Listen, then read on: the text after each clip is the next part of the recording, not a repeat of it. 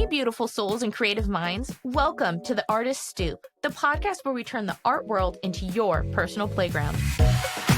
I'm Jillian Zapata, your host, and I can't wait to dive into the art world with you. Each episode will be kicking it with an incredible artist, unraveling their stories and turning the spotlight on the magic that happens beyond the brush. Get ready to discover new perspectives, forge connections, and immerse yourself one captivating conversation at a time. So grab your favorite beverage, maybe a sketchbook, and let's jump into the kaleidoscope of creativity together. This is the Artist Stoop, where art isn't just a thing you see, it's an experience you feel.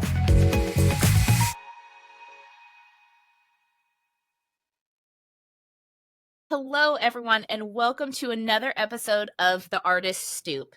I'm thrilled to introduce our guest today, Ross von Rosenberg, a multifaceted artist and graphic designer from Dallas, Texas.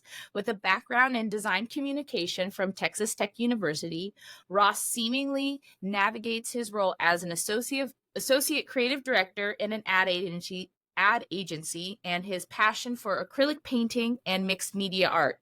His diverse portfolio, spanning from figurative to abstract, reflects his adeptness in playing with visual juxtaposition and forms of subversion, crafting works that evoke both aesthetic allure and narrative intrigue. So welcome to the podcast today, Ross. Thank you, Jillian. I'm happy to be here. So. Yes. You use a lot of big words in your bio that don't roll off the tongue very well. I'm just going to point that out. You did great. No, you did great. Yeah, I think maybe it was because in my there was one point I wanted to. I mean, I've always done art since I was a kid, but I had aspirations as a writer as well. So. Yeah. I mean, I get that. I feel that. I went all 4 years of college. I did creative writing, and my emphasis in college was actually in screenwriting. So I get the whole writer thing. It becomes it's always a part of you and like a part of your art, and always comes into play. Oh yeah, absolutely. Because stories, you can tell stories with words and with pictures. So exactly, and that is why we are here today, is talk about the stories behind your paintings. So one of the things that I have been doing with our guests and letting the audience know is how I know you as the artist. And right before we jumped on, it came to me. I was like, oh yeah, that's how I came to know Ross. Just like another artist, Derek Barron, you were the other artist that FGI Three Productions asked to do the commission for the Factory 603 office building here in Dallas. So yeah, it was two of your paintings, two of Derek's paintings, and two of my paintings that are in that building. And I remember Frankie was like, okay, here's Ross's work, here's Derek's work. You have to use these same color palettes. Go. And I'm like, got it.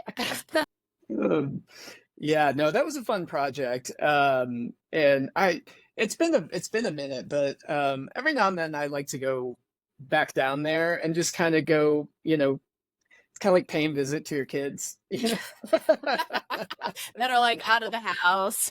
Yeah. I mean, yeah, it's one of those things like people always ask me, they're like, well, you take so long, like you spend all this time making a painting, like you have a hard time letting it go if like someone buys it or something. And I'm like, at this point, no.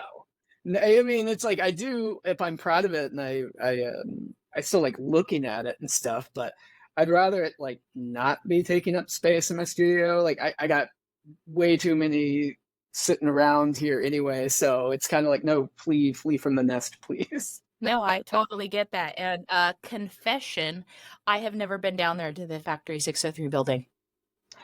Really? Yeah, no. Oh, you need to go check it out. And it's really bad because I remember I was in the middle of moving when I was painting those. So I was, funny story, people. So when I was first moved here to Texas, I was living in the up in Gunner, just north of Frisco. Okay. north of Dallas, in a fifth wheel trailer with my parents. And my art studio was like a storage unit that had no AC, no nothing. And at the same time, I was getting ready to move in with my boyfriend, now husband. But he and Hmm. I were packing up to move into an apartment. And so I used his apartment to paint, and I didn't have like any of my stuff. And so I never got professional photographs of those pieces. And I can't find them on my phone. I don't remember what those pieces look like at all. Well, that's the perfect reason to go down there. I mean, um, and that little part of the West End too. It's like it's cool. It's kind of slowly getting revitalized. Like there's new stuff going in down there, and Yeah. Factory 603 was kind of like the first like breaking ground of that area getting started to kind of rise back up. So Yeah. All right. And you're a Texas native, aren't you?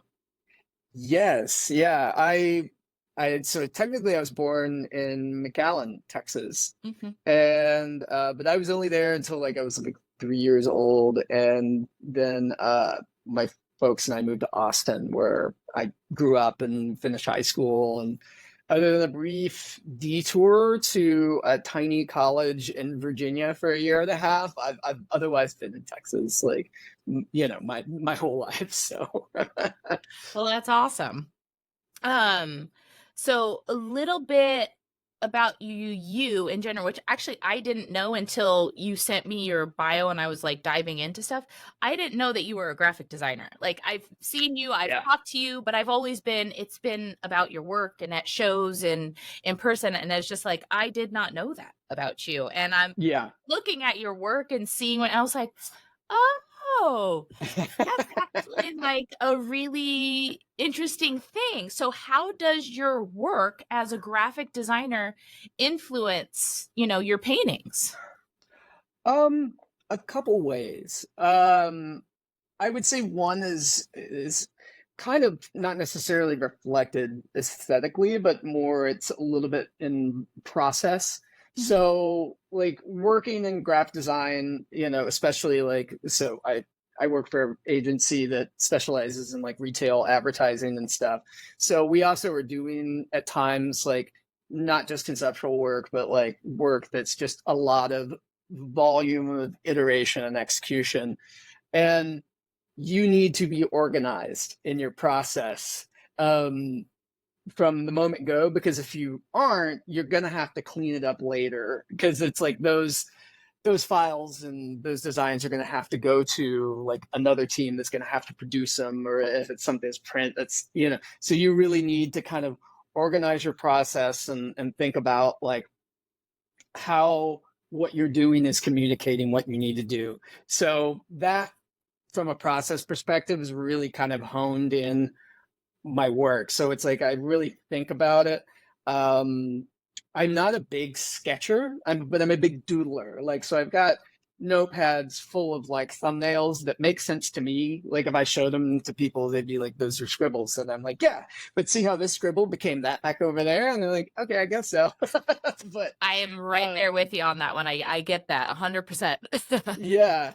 So that's like, so from the process perspective, that's like one way. But then yeah, it's one of the things I do like about design is operating with kind of a little bit more of a graphic aesthetic, and bringing that kind of what people think of as like graphic design, like typography, you know, um, big blocks of color, and I like bringing that in and kind of cross pollinating that with things that people think of as a little bit more organic, painterly type of things, like stuff that's figurative, or just like a fun old fashioned like controlled like smear or something like that, and kind of Yeah. bringing those two things together.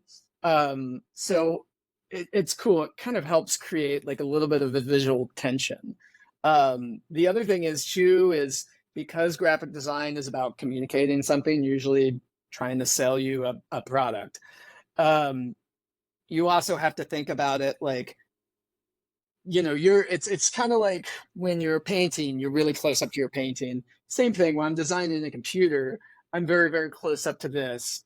But let's say I'm, for example, designing a digital ad that's like 300 by 600 pixels. So it looks pretty big when I'm close. But then I got to think about it. Like when someone sees that, it's going to be like this big on a web page. Yeah, So literally you kind of have like to, a blur, like a small little pinhole. yeah. So you really have to think about, okay, is the information getting communicated? Is it like, so from stepping back, it's like, is that looking the way I want it to look? So it's also thinking about it that way too. Like it's reminding myself to like, get out of my brushstrokes and then step back and go, okay, when people look at this, like what are the first things I really want them to see? So kind of really helps you nail down on that compositional aspect. And then I love typography. I haven't in a long time brought any kind of graphical elements into my recent work, but that was something I used to do a lot with like layers and texturing, where it's I would do collages underneath the painting and then I'd paint on top and I'd leave letter forms and things like that. And that's another thing from a process perspective. I almost think about it like it's like I'm doing like human Photoshop, like in layers. I'm creating like layers and then like building and like trying to get them to interact with each other and create an effects there. So um I think those are some kind of immediate ways, but it is funny. They cross pollinate. There'll be sometimes I'm painting on something and I've really got like an aesthetic that I'm working on, and then I'll have like a design project or something at work, and there'll be times where I'm like, I have no idea what to do, and I'll go, well, what am I doing with this painting? I'm just gonna kind of try and bring some of that into the design and see where it goes. And Yeah. sometimes sometimes it works out, sometimes it takes me another direction. So Hey, at least that, you have that, that ability to, have them play with each other or off of each other, like you have that inspiration. And it's really interesting because so knowing that and how methodical, um, like how organized everything it is. When mhm. I see your paintings, even though they are abstract, they are still very structured. It's like structured abstract. Yeah. If that's such a thing. Because if it is, that's what you do, because it has so much movement. You have a lot of lines in there, but then they're not lines, Mhm. and there's a lot of organic shapes and movement to it. And it's just really, really interesting. And I think that's one of the reasons why, obviously that I'm drawn to your work, but also my husband is, because Mhm. we have this conversation all the time, okay, okay, let's think about the art for the house and whatnot. And he loves straight lines and structure because Yeah. he went to architecture school. So he's like Yeah, straight line, exactly. structure, all this and that. And I'm like, no, it has to be like, it has to have some flow. And my work is very abstract. So Yeah. your work for the both of us meets both of that criteria.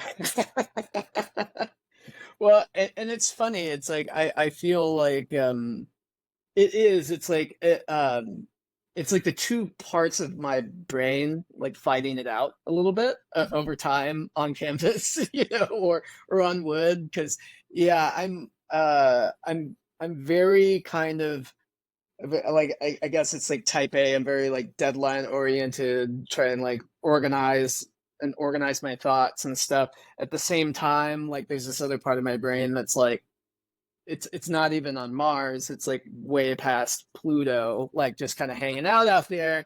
And so they're both kind of constantly battling it out a little bit, where it's like, no, no, no, like let go a little bit. And then the other one's like, no, no, no, you need to get here, and this needs to be straight like this. And so that's why when people would ask, like I kind of describe, particularly like my abstract paintings, I kind of describe it a little bit like building a house via jazz. So I come up with like a very Okay. structured foundation, and then I kind of just start playing. Yeah. so so yeah, it's like it's kind of something that doesn't make sense, but it's two things kind of contradicting each other. And coming up with some kind of synthesis that creates a picture. Well, it works. So I have a quick question for you, because I can't quite tell. There's a painting behind you, and it's a large one. Do you paint from the top down, like in a very, or is that something that's in front of something? No. For that one, I am, and it'll Okay. make more sense when it's done. But it's funny you talk about like making time and trying to make the most of like the time you have when you're having to like carve up little sections of time, which Yeah. are all the other things going on in your life. And so the top of that is like it's got a lot of circles and things going on. So I was like, you know what, that's going to be the hardest part of that to paint. So I'm like doing that part first, but I'm also doing it in a way of like, I already know what the bottom's going to look like, and there's things that are going to interact with the top part that are Okay. going to overlap. So that's me like turning my art brain into like Photoshop. I'm thinking of like I need to do this layer first, and this layer, and then this layer, and Just can't turn the layers on and off like you can in Photoshop. no, God, I wish I could. I mean, maybe that will be like maybe like AI will figure that out or something. No, that's really easy because I've never like, you know, just for me personally, like arts when I was in high school and art school, my art teacher told me he always said, get paint everywhere first. Just get Yeah, paint yeah. everywhere first, and then all the stuff will start happening, and it'll be the layers as you go and whatnot. Because I used to do that. I used to like, I'm going to focus on this one section right here. And then he'd come over and he's like, why isn't there paint on your canvas? And I was like, there is right here in this one spot. Well, and another thing is too is like there's a lot of colors going on in that top part for those circles, and I'm getting them, and I'm trying to get them very very exact, very very sharp, and no, I don't think any of the colors there, none of the colors there are any colors that are like straight out of the tube with like just one little thing. It's like most of those colors I'm mixing like 5 colors together to get those tones. And so it's like, okay, well, I've got this, and before this dries out, I want to get that down, and then kind of like, and then once I get like the circle done, and like maybe the piece next to it or the circle like next to it, it's like I want a slight color shift. So I take that initial mix, and then I add some things in it to make it like a little darker, a little lighter. So then you get that kind of subtle shift right there. So it's like, yeah, it's just kind of the way that it's the way that one's playing out, and or these play out. It kind of doesn't lend itself to get everything everywhere at once, because it's like trying to get very big, consistent, Yeah. shapes of color. And so that's like, well, crap, now that's dried out, and now I mixed it together and it doesn't quite match, and now I got to repaint, so that, yeah. We've all been there. We've all been Yeah. there with darn it, why didn't I pay more attention to how I mixed that color? What was it, more of this one or was it more of that one? Yeah. Oh, skin tones are the worst. Yeah. Like, yeah. That's why I avoid painting people. Well, I avoid painting people, but every single one of my paintings starts from a picture of people. Really? Yeah. But I avoid actually painting them. Yeah. So speaking about color, your palette is really strong, and it's bold, but the colors are not overwhelming. How does the color play typically in the message or the stories behind your paintings? Because you have a very distinct palette, if I have to say. I would say, I mean, the color, it just kind of depends per piece. But I do have colors I like more. I like warm colors a lot. But I mean, as far as there's not, I thought about this. It's like I don't really have like I wish I did like a deeper story behind the color, but it's more of like when I'm thinking about a piece, I'm thinking about like what are my dominant colors that I'm going to have, and then everything else is going to be like how does it complement that, or if I want it to like fight against it and be really really jarring. So yeah, but my whole thing is like if I'm painting in color, it's like, let's use the color. So like, yeah, it's I did a painting for a friend that was all in black and white. And I've done like one other just painting for myself that was all in black and white. And it's, it's cool and it's nice, but um I like the color.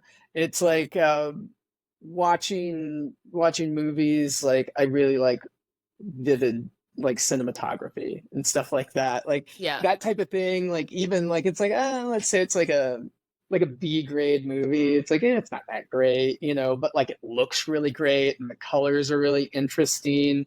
Um, that can like put it over the top for me. It's So true. I can yeah. totally see that. And it just, I tried to, with my son, I wanted to have his bedroom be like all kind of like off white and black, and then have Hmm. pops of color, aesthetically. And so I went to go paint these paintings for his room, and I couldn't do it. I couldn't paint in just black and white. I was like, I threw a little bit of blue, I threw in a bit, a little Yeah. this and whatnot, and it's just like it was way too hard for me. I was like, this needs color. This needs Yeah. color.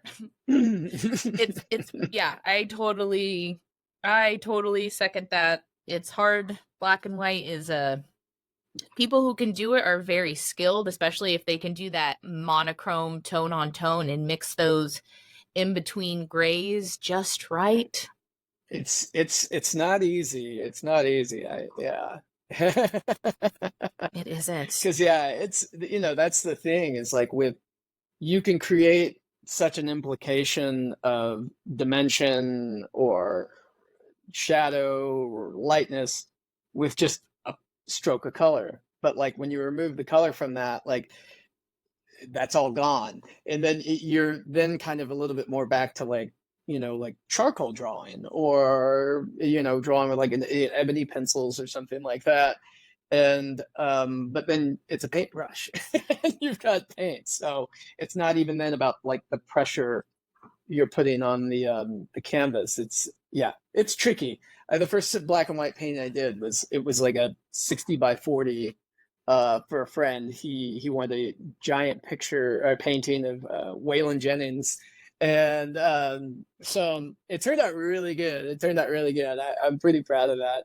And but it was tough. It was tough. I had to kind of relearn some, or kind of unlearn some thoughts and parts of my process to get that painting done. But it was a good challenge. I liked it. Yeah, it's a good challenge, because then at that point you're like, okay, you have to think about it. It is almost like drawing with charcoal or a pencil, and you have to think about your light and dark and shading extra, dark Hmm. spots to be dark, and then light, that pressure you were saying, to where you're barely touching the paper or canvas with that charcoal or whatever, just to barely add a touch of color. So yeah, it's interesting.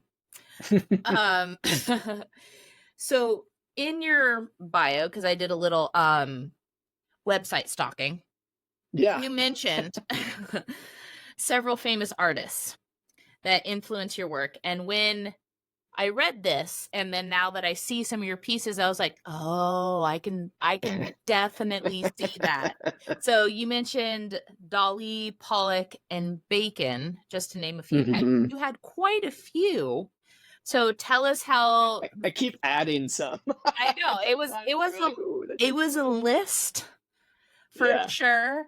Tell us how maybe each of them, or individually or as a collective, that you've pulled inspiration from them for your work.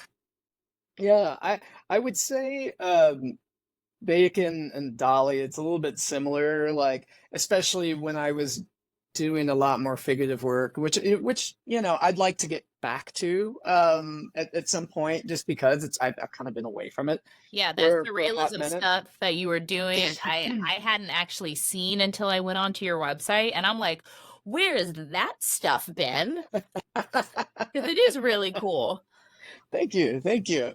Um, yeah, it's I like the exploration, or kind of just like the visual, like in Bacon's case, like the almost visual deconstruction of like the human form that he does, where it's like the human form in his paintings can be like uh grotesquely abstract, and it Mhm. can be a little scary. It can also be beautiful and scary at the same time. It's kind of like that.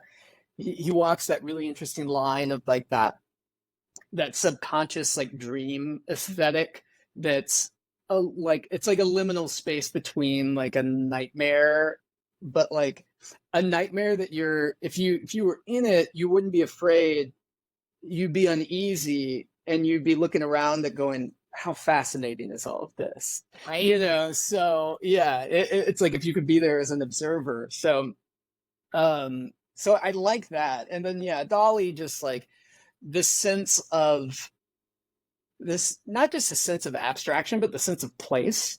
Like one common thing I think I have to all my work is, and you mentioned like kind of the architectural nature and stuff of like my abstracts, is like everything has a sense of place.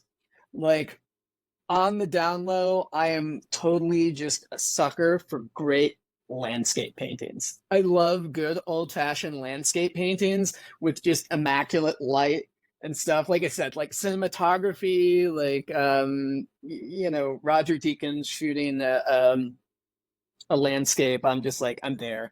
A good sunset.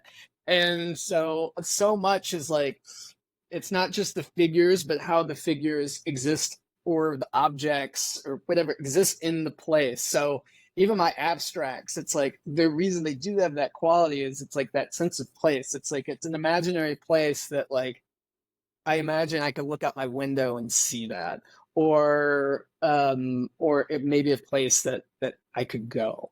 That's So I like that sense of like how Dali plays with that sense of distinct place. Like you see a Dali painting and you remember it. You remember it like a place that you've been. Um, and then Jackson Pollock is really interesting because I didn't get into Jackson Pollock until college. Like before, all through like when I was a kid in high school, like to me, art was like drawing my favorite comic book characters, and it was very much like you know a thing has to look like the thing, right? Like so, totally, that's how I was yeah, in high school too. I totally yeah. get that. So I was very like kind of like, I don't know. But then I actually did like a report on like a book report on Jackson Pollock, and learned a lot about him. One that also he was not just he did like landscape paintings and stuff, and it was like seeing his whole career. It wasn't like he just was some guy who showed up one day and started dripping paint on canvas. It was like he was abstracting from like an academic place where he did have like a very strong understanding of like depth of field and shape and all of this. So then I looked at the paintings he's famous for again, and it really opened up for me. I saw the sense of play. I saw kind of what he was doing, and it kind of unlocked a lot and made me feel a little bit better about like, well, maybe this flower in a vase that I'm drawing on a table, or if I'm in drawing class and we've got like a model in front of us, like maybe it doesn't have to be so literal, like, and maybe if I'm not capturing it to its most literalness, like that's okay, and maybe that's kind of the point. And so he that's where I'd say his because there's not a lot I do that looks like a Jackson Pollock Yeah. at all, but it was more just kind of understanding his work and learning a little bit more about him. It was like a little bit of a skeleton key. It just kind of opened up a lot for me. That's interesting that you say that, because I had, we had, all those life size, still life drawings that we had to do like in art school and whatnot, or the model in front of us. And then your teacher would come around and correct you like, oh, it's out of proportion, or it's this or that, or your shading's off, or, like, oh, you got the angle on this one wrong. Here's your perspective better. And it wasn't until, because then I got out of art and I came back to it, years later, And I started drawing my sketch, how I used to, like those same exact things, very structured, very whatnot. But Mm-hmm. then there's other artists that's like where things were totally disproportionate or different colors. And it's just like, oh, what isn't put in there is sometimes the most important. It's like you still know what it is, even if it's a line or a Yeah. shape or a shade. And I think that's really interesting that you had that same kind of aha moment. Yeah. And I think that for a lot of us who do paint abstract, like Hmm. we had to learn to draw everything perfectly and then withhold ourselves from drawing, stopping ourselves before we Yeah. finish, if that Yeah. makes sense. Yeah. Yeah. It's making a choice. And I think that's the thing. It's like realizing that like, oh, he could do this other thing. He did understand that, and he's making a choice, so and like that's something that in art or like my job as a designer, it's like I always want to make sure that whenever anyone looks at anything I did, nothing looks like it was a mistake. Everything looks like it was a choice. Mhm. And so I think that was the whole thing is it's like, and then if you're going to make a choice that you're maybe a little unsure of, it's like, make that choice. Like, just make it. Like, it's kind of like, um, Commit to it. uh, yeah, it's like I remember I had a coach in high school who basically was like, we're like running the cones at the end of practice, and a couple people like kind of just rounded it off and slightly cut inside the cone, and he got mad and Slackers. made us run it all again. And he said at the end, he goes, "If you're gonna cut the cone, cut the cone." He's like, if you and do it all together. He's like, the fact that you like lazily were like, oh, maybe if I just, he's like, what does that get you? Like 2 feet? Nothing. And he's like, just cut right. If you're going to make a choice, if you're going to do that choice, do it together and do that, make that. I won't get mad at you. So, That's so funny. But no, yeah. And I think like because your brushstrokes and your everything to me when I see your work and when I've actually watched you paint live, which I yeah. still I couldn't I wouldn't say I couldn't do it. I'm sure I could do it, Yeah. Yeah. but it's practiced. But to watch you still have the skill and precision of painting and watching you deliberately make strokes. You're very confident in your brushstrokes, even though it is abstract and it's very well thought out and placed. Thank you. And one of the things with that too is, and it's kind of funny, the first time I ever did any painting live, it's like, I did, it's like I finished the painting in like the allotted like 3 hours, and it's funny. The last couple times I've done it, I actually haven't finished the painting during the time of the event, which is fine because it's not like it's being auctioned off at the end or anything. But like, I just kind of look at it as it's like it's a little bit like letting people get a window into my world, and it's kind of a little bit removing the idea of like, oh, I got to finish that. Like it's a little bit more playful, and it kind of becomes a little bit like it's not just painting, but like it's a little bit like performance. Yeah, So absolutely. I'd talk too much. I'd turn around and want to talk to everyone, and it would there would be no paint on the canvas. I I tried, yeah, and that's the thing. It's I tried to like put earbuds in, and I do sometimes. I have big buds. Like people start talking to you so much, and it's just like, okay, just go with it. Like they want chit chat. They want to know what you're thinking, and it's fun. Like I like I like people. So I know. I've been one of those people who totally interrupted you and you pulled your AirPod out and I'm like, "Hey, it's me." I don't know if I sent it to you, but I have this amazing photo of when was it August, September? I don't know. When did you do the what's that place? The Adolphus the tower. oh, that would have been yeah, Delphus Tower. That Thank was you. September. Yeah, it Yeah, was September. September. Yeah. I don't know if I sent it to you. I have the most wonderful photo of me standing in front of one of your paintings with my son, who is 2 months, and a video of him. And he just, because it was the one on wood and it had a lot Mhm. of pink and it was very obviously rich, warm tones. And I just remember his little eyes just like scanning the lines, back and forth. I'll have to send it to I'd you love so to you see can, that. Yeah. because it was just one of those things. Like, he was so, his little eyes, he was just so mesmerized by whatever was happening on it. And obviously you wish, as a parent, you could, wish you could know what they were thinking. But Yeah. yeah, I Yeah. definitely have to send that to you, because it's just, yeah, it's too good. Yeah, that would be awesome. I'd love to see that. Your work varies in its subject matters because it's abstract, and then sometimes there's a hint of surrealism, sometimes there are people, sometimes there's not. Do you tend to paint in like collections, like, oh, I'm doing this body of work and it kind of has like this general theme, or is Mhm. each painting more of like a one-off, like, I am painting this and this is kind of where I'm coming from for it? So yeah, no, I generally do paint in collections. That's something I kind of started. Um, I initially didn't, which I don't know that anybody does when they're first starting out, because you're kind of figuring it out.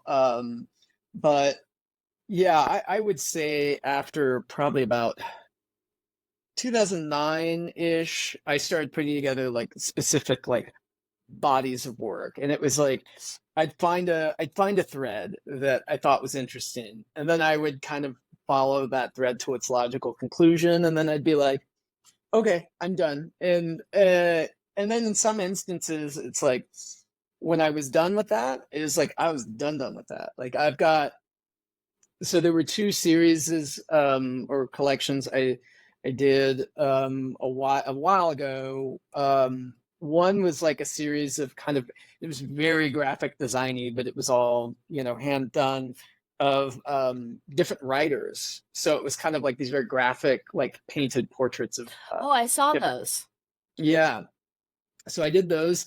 Gosh, that was, I can't remember the year. It was like 2009, 2010, I think. And I don't have, I mean, it's a good thing. Like I don't have many of those. Like I most all of them sold.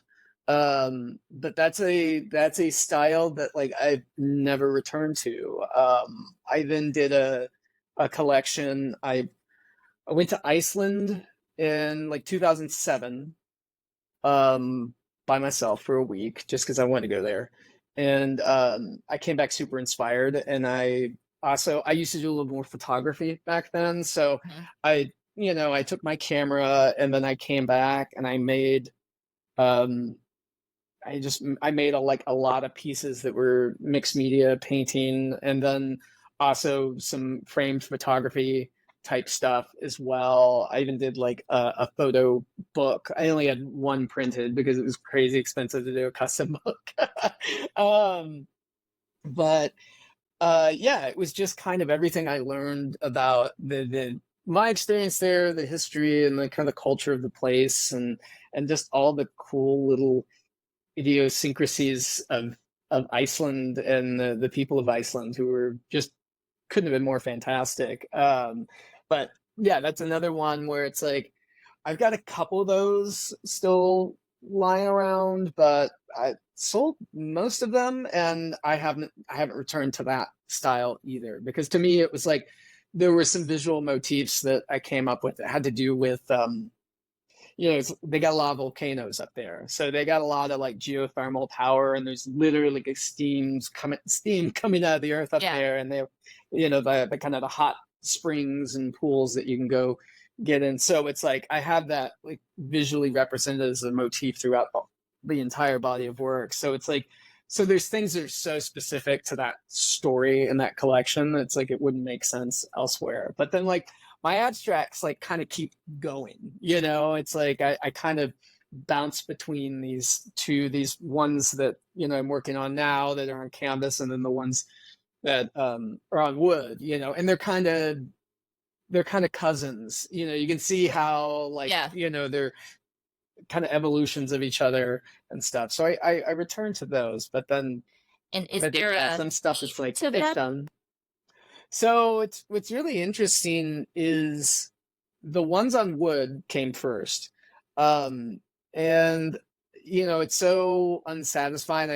I hate telling people that. Is it like the ones on wood were literally just kind of a purely aesthetic, kind of technical exploration of like I wanted to kind of venture into abstract painting. I was a little nervous about it, and I didn't want to do something that I wanted to do something that looked very much like me, like my other work, that there was some kind of thread. And so I just kind of started playing, but it didn't really come from any kind of a deeper narrative place. It came just kind of from my love of structures and color and that kind of abstract landscape type of quality that I was talking about earlier. And then the newer ones, they kind of evolved out of that, but also they have a little bit more meaning. So it was like kind of like it was two things. One, I had like a dream about looking at like a Mondrian and having it like come apart in front of me. Oh, And yeah, and which is really weird. I'm not somebody, usually I don't have like dream. I'm like, I had a dream and I painted this. Like that's usually not. So there was that. And also when I started those, at kind of my time, that time of my life, like um, work we were still kind of all in the midst of like, COVIDness. My work was just grinding me into nothing, and I wasn't actually getting to paint a lot, and I felt very out of control. I didn't feel very in control of my life because of those things, like. And so it's almost like I moved to canvas, I thought of that dream, and then those abstracts on wood, and it was like I was trying to like um I was trying to like kind of neurotically control them and organize them. So it's like they're much more structured than the ones on wood are. And it's like, but it's like me fighting with that. It's like, no, I'm going to, because I can control this thing.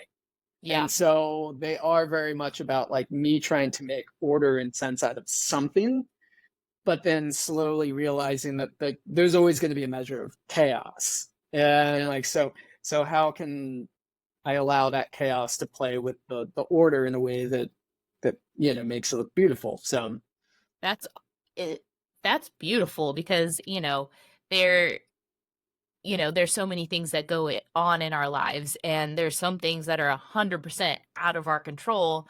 And, you have, you do try and hold on to that little bit of control that you do have. And then other times you do have to just breathe and say, it's out of yeah, my control, it's out of my hands. So, yeah, now that you say that, because I have seen these works, it's just like, oh, that really makes sense because, that's why I say your abstract is very structured.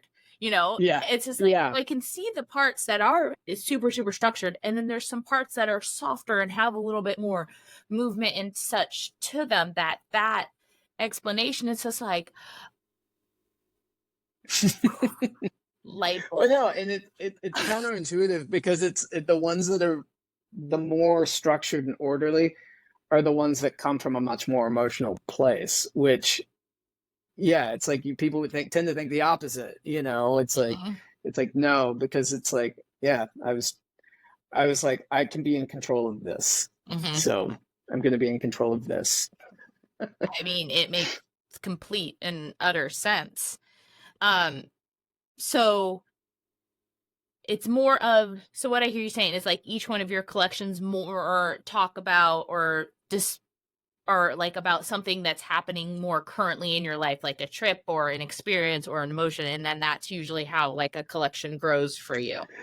Yeah, Ultimately. sometimes, or yeah, or just like an idea, there's like some other kind of very surreal figurative paintings I'm sure you've seen on my website, which uh where it's like it's like these people like fracturing, Mm, and that isn't none of those come from like a specific like event or trip or that. There's kind of I've always been fascinated with, which is I think where the kind of storytelling bug is, and like kind of the writerly bug, like you get it, is it's like one of the things that's interesting about stories is how you know not just people collide, but forces within and external to people like rip people apart or pull them together. And so it was like all of those are about different kind of visualizations about that. So some of them are like, there's maybe one figure, and some of them there's maybe multiple figures interacting in a way, but it's about like how it's, again, it is a little bit kind of a little bit like a control thing, and realizing that like though that every person you interact with, every object you interact with, every time you step outside, it's like there are things exerting, pulling you, like, and to make different decisions. And so I kind of like feel a little bit. I feel like I've always been kind of fascinated with that. It's like, and then this happens to this person, and they do this. Like, why did they do that? It's very interesting. So No, that's it, and that's where, that's true. That is that storytelling bug, because then that's how you connect with your audience, because of that story nature, and that's, books, movies, music, whatever, and it being translated onto the canvas. And that's how, like, with that, because how I look at it, at least from my perspective for art, and is that if I've had these same experiences, if I've gone through these same relationships, these same scenarios, somebody else has gone through them too.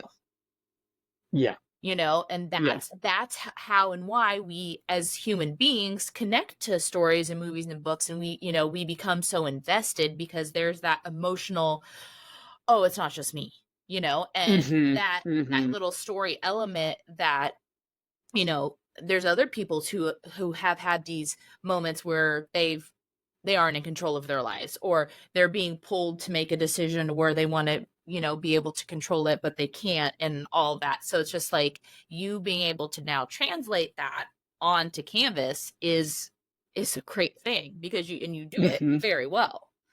Thank you. Thank you. Yes, that's a very roundabout way of saying I like your work. Yeah. Oh, thank you. I like your work as well. Thank So you. yeah. So, you are working on a new collection and bigger Hmm. pieces. We briefly touched on this before we jumped on, because Hmm. you have some exciting news coming up. Yes, yes. Yeah, in August, I have a solo show at the Addison Conference and Theater, which is kind of near Addison Circle in Addison, Texas. The exact, which I'll get the exact, like it's a little bit, but the install date will be August 14th.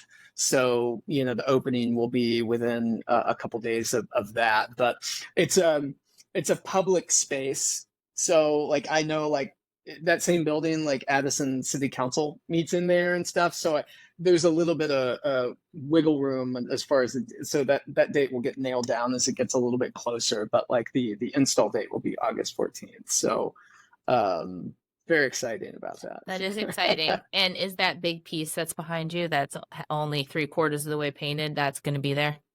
Yes, Okay, good, yes, because I yeah, really want to see what's going to happen on the bottom of that. yeah. Yeah, my goal is to finish this by the end of this month. So, That's cool. yeah, I'm trying to stay on a schedule, So I'm like, okay, I got this many months, and I got this going on, this going on. Okay, so I Isn't need to that do it. funny? So Because like people think as artists that we're just like, oh, I paint when I want to paint, but so many of us are so structured in our painting yeah, timelines. Like, okay, I have this show to get ready for, and then this, I have to get this done, and then it has to get photographed by this time, and then I have to, I know if you paint in oil, it has to take this long to dry, or yeah, painting is more structured than people think. Oh, absolutely. Yeah. I mean, like I love, I love a good like for like a movie about an artist and you see them and they're all inspired and they're in the painting, but I'm like, that's not how it is most of the time. Most of the Not time it's reality. like, okay, I've got 2 hours. I need to make good use of this 2 hours. And yeah, the most important part of painting, the act of painting, is really like painting when you don't feel like it, when you are tired, I think that's why there's that phrase like even a bad day in the studio is better than a good day like elsewhere or whatnot, because it's like you're getting to do something you love, but like there are bad days. There are days when you're Yeah. just like, I just got to grind through it. Or sometimes it's just like no matter how hard you try and you've painted and you've like it's just not working and you're like, I'm having a Hmm. fight with you right now. And right? Yeah, yeah. Those are the days that all of a sudden it's like I just pick up my brush and then all of a sudden I'm like, how did I end up with paint all over my arm? Why? How did this happen? And then it's like I put my hand against the canvas and I left a mark. Dang it. Um, Mhm. No, I've definitely done that. Or, a lot of the times, like obviously acrylic dries so people, I don't know if people know this, but acrylic dries so fast. So if you do want to yeah. mix colors, then you have to paint quicker. Or if, you need that layer of paint to dry, then you do have to go away for like, 20 minutes, Hmm. come back. And then it's just like, is it dry yet? Can I do like, it's a waiting game, but then it's not a waiting game. Yeah. Yeah. Exactly. Exactly. Awesome. Well, thank you so much for coming on the podcast today. Yeah. And can you please let everyone know, where can they find you and your work if they are in the Dallas area and do want to see some of your stuff? Yeah, absolutely. So I currently have some work right up now at the Canvas hotel down in the Cedars. So and those are available for purchase. Are they up Uh, in the bar upstairs? I think so. Yeah, yeah, yeah. Unfortunately, like the big opening for that was Thursday, which was a day I was sick. Oh, So bummer. yeah, I know. I sent like a text to Frankie, and I was like, I'm not gonna make it, man. I have like 100-degree temperature. It's like, yeah. Luckily, I got some Tamiflu in me, and I felt like great the next day. Well, But that's good. yeah, I was just bummed though. I was really looking forward to this. So, Yeah. No, um, I've showed there. It's fun upstairs in that bar. mhm. Yeah. Yeah, it's a cool space. So yeah, I've worked there, and then I have some, permanent pieces at Factory 603. Um, and then I have some which I couldn't tell you where they are because they've never given us any kind of a key or what, but I have work in some of the rooms at the Omni, but like You just don't um know where, somewhere I just don't magically know in the where. Omni Hotel in downtown Yeah, Austin. so yeah, how many rooms there are in the Omni? Like Let's I've go got check 12 everyone. pieces spread among, 12 different rooms. So like maybe if someone wants to go stay and then they luck out, they'll be able to point and see one of my pieces at the Omni. That'd be a fun scavenger hunt. Yeah, I know, it would be. It would be. Um, but yeah, I'm trying to think. Oh, and then also I have some work over in at Christopher Wayne Brown's gallery out in Winsboro as well. I have Winsboro, no idea. Texas, in downtown Winsboro. What's that close to? Um, Sorry, I'm still new to no, Texas, I but I'm yeah, like, I I don't know where that is. yeah, it's about like an hour drive outside of Dallas. Okay. Yeah, I'm not really good with like east west and whatnot, so I need um landmarks. yeah, but downtown Winsboro is really cool, and he's Okay. got he's got a fun gallery down there. Oh, So fun. so yeah, that's where I'm at, and then yeah, I'm most busy on Instagram. So Yes, you are. yeah, All right. So, everyone, I will include in the show notes, obviously, Ross's website, his Instagram, and then obviously I'll list all of those magical places that he has his work. And then hopefully, maybe I'll do a little extra shout out once it gets closer in August if you give him a follow so you can go and see this yeah, new body of work. And also, I'll have pictures in the show notes of maybe some of the pieces that we talked about. And then also you can see them on his website. So thank you again, Ross, for coming on. Really appreciate it. That was a fantastic, I love chatting with you, and we'll have to do it again sometime, maybe after the other body work, so we can talk about the new body of work. Yeah, no, this was fun. This is great. Thank you so much for having me on. I really enjoyed it. So. All right. Thank you. All right. Bye. And that, my friends, wraps up another colorful episode of The Artist Stoop. A huge thank you to our incredible guests for sharing their art and stories. If you enjoyed the conversation as much as I did, make sure to hit that subscribe button so you never miss out on the next Stoop chat. And don't forget to spread the love. Share your favorite episodes with fellow art enthusiasts, and let's build this community together. Connect with us on social media at JGuze Studio and Jillian Zepeda Art for behind-the-scene peeks, artist spotlights, and a sneak peek at my own art. Until next time, stay inspired, stay curious, and keep that creative fire burning. This is Jillian Zepeda signing off from The Artist Stoop. And remember, the world is your canvas, so paint it vividly.